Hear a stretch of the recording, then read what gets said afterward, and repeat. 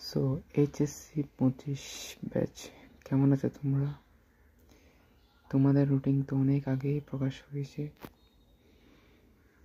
একবার এই রুটিনটা দেখে নাও, তারপর তোমাদের শর্তগুলো পরে চলে আসি, যেটা অনেক গুরুত্বপূর্ণ, তোমাদের জানা উচিত। তোমাদের পরীক্ষা শুরু হচ্ছে 26 তারিখ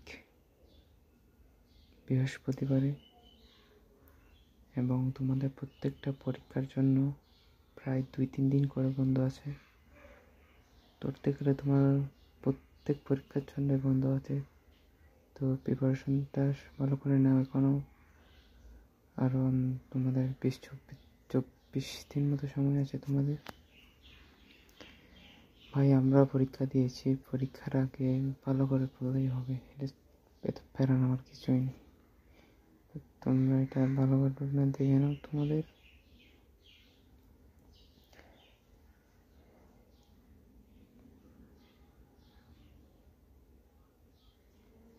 তোমাদের সকাল 10টা হতে 1টা পর্যন্ত, আবার বিকালে 2টা থেকে 5টা পর্যন্ত। বিকালবেলা তেমন পরীক্ষা নেই, আমাদের কয়েকটা আছে, প্রায় পরীক্ষায় সকালে। আমার পরীক্ষাটা প্রায় চলবে 26 থেকে 7, পুরো 1 মাস, 1.5 মাস মতো পরীক্ষাটা চলবে। 10 তারিখ 8 মাস রবিবারে শেষ হয় পরীক্ষা, ফিনান্স এবং শিশু বিকাশ 2য় পত্র নিয়ে। এরপর 11 তারিখ ব্যবহারিক।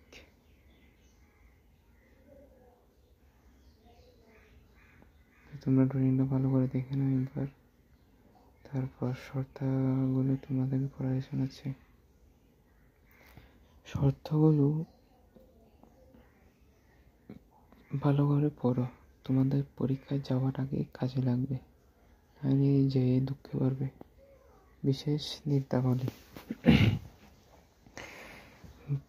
বিশেষ নির্দেশনাবলীর মধ্যে আছে 1 নম্বরে, পরীক্ষা শুরুর 30 মিনিট পূর্বে অবশ্য পরীক্ষার্থী পরীক্ষাকে আসন গ্রহণ করতে হবে। এখন প্রথম পরীক্ষার দিন কমপক্ষে 1 ঘন্টা আগে পরীক্ষা হয়ে যাবে, কারণ তোমাদের সিট খুঁজতে হবে।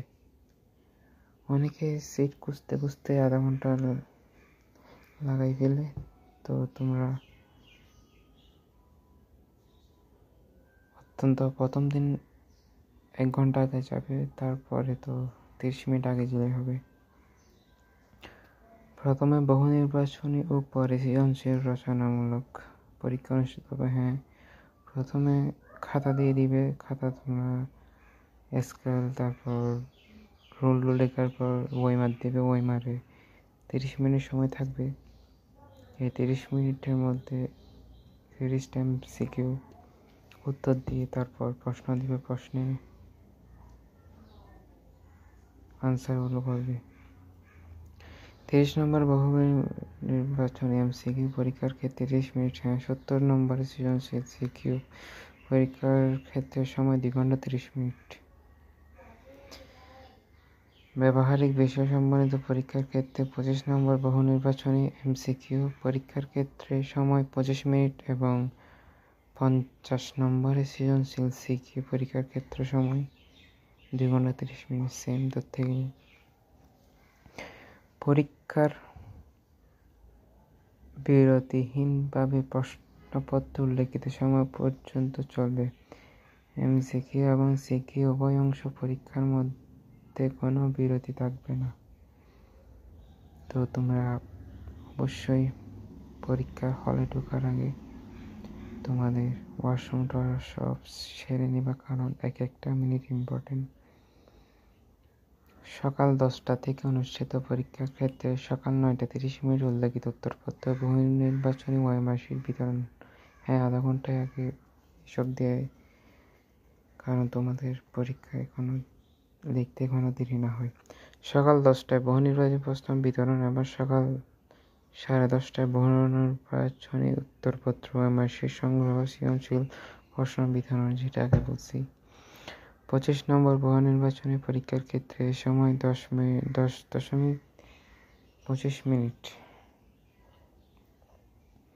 দুপুর 2টা থেকে অনুষ্ঠিত পরীক্ষার ক্ষেত্রে দুপুর 1টা 30 অলিখিত উত্তরপত্র বহুনির্বাচনী ওয়েমার্কশিট বিতরণ। দুপুর 2টা বহুনির্বাচনী প্রশ্ন বিতরণ। 2টা 30 বহুনির্বাচনী উত্তরপত্র ওয়েমার্কশিট সংগ্রহ। সৃজনশীল প্রশ্নপত্র বিতরণ।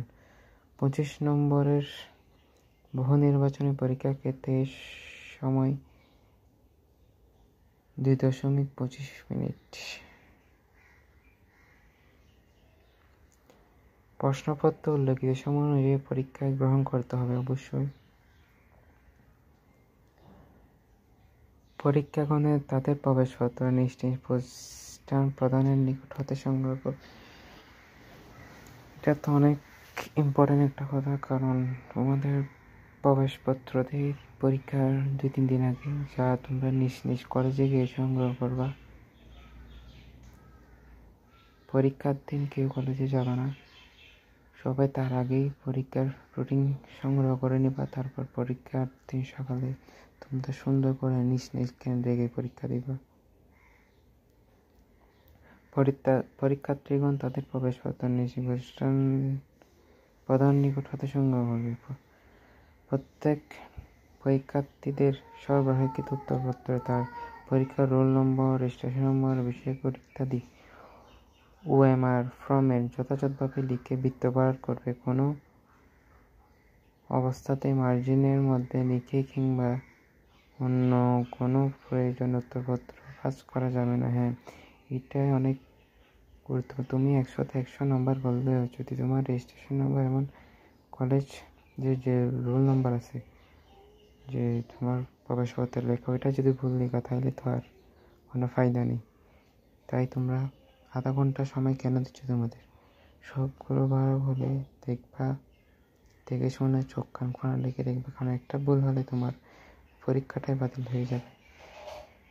তোমার এত দিনের কষ্ট সফল হবে না। তাই আধা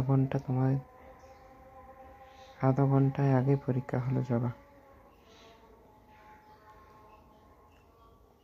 তারপর প্রত্যেক শিক্ষার্থী কেবল রেজিস্ট্রেশন কার্ড ও প্রবেশপত্র লিখিত বিষয়সমূহ পরীক্ষায় অংশগ্রহণ করতে পারবে। কোনো অবস্থায় অন্য বিষয়ে পরীক্ষায় অংশগ্রহণ করবে না। তোমার যে পরীক্ষা ওই দিনে কেন্দ্র যাবে, বুঝছো? বাকিটা পড়বা, ফালতুগিরি করবা না। কোনো পরীক্ষার্থী নিজ কলেজ প্রতিষ্ঠান অনুষ্ঠিত হবে না। তোমাদের যে কলেজে তোমরা পড়ছো ওই কলেজে তোমাদের সেন্টার করবে না। অবশ্যই তোমার অ্যাডমিট কার্ডে উল্লেখিত সেন্টারে তোমরা পরীক্ষা দিবে। পরীক্ষার স্থান, মাধ্যমে আসন বিন্যাস করতে হবে। পরীক্ষার্থীগণ পরীক্ষার সাধারণ সায়েন্টিফিক ক্যালকুলেটর ব্যবহার করতে পারবে, প্রোগ্রামিং ক্যালকুলেটর ব্যবহার করা যাবে না। হ্যাঁ, তোমরা 98 100 ms ওই ক্যালকুলেটরগুলো নিবা, এর উপর নিবা না। পরীক্ষার কেন্দ্রে ভারপ্রাপ্ত কর্মকর্তা ছাড়া অন্য কেউ মোবাইল ফোন ব্যবহার করবে না এবং কোনো পরীক্ষার্থী পরীক্ষা কেন্দ্রে মোবাইল ফোন আনতে পারবে না। এই মোবাইল ফোন নিয়ে তোমরা পরীক্ষা হলে যাবে না, এই ভুলটা করবে না। এই ভুলটা করলেই তোমাকে এক্সপ্লেন করে দিবে, তুমি পরীক্ষা দিতে পারবে না।